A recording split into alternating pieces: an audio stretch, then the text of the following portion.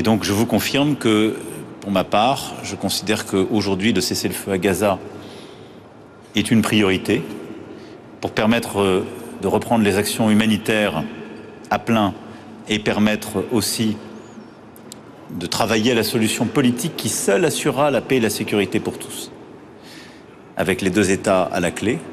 Et pour ce qui est du Liban, nous appelons aussi au cessez-le-feu.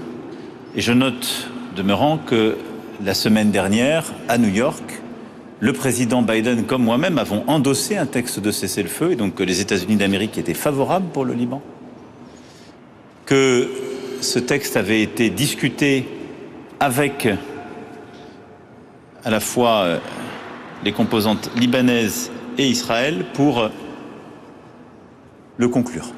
Et je regrette que le Premier ministre Netanyahou ait fait un autre choix et pris cette responsabilité, en particulier d'opérations terrestres sur le sol libanais.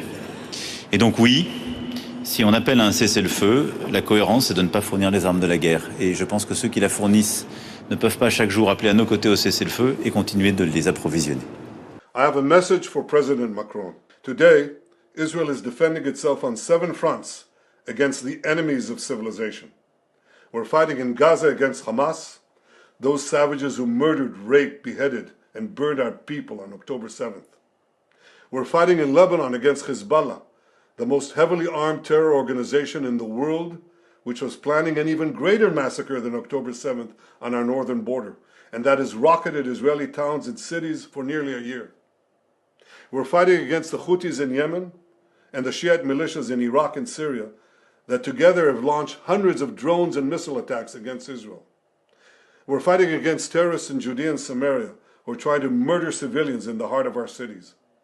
And we're fighting against Iran, which last week fired over 200 ballistic missiles directly at Israel, and which stands behind the 7-front war against Israel.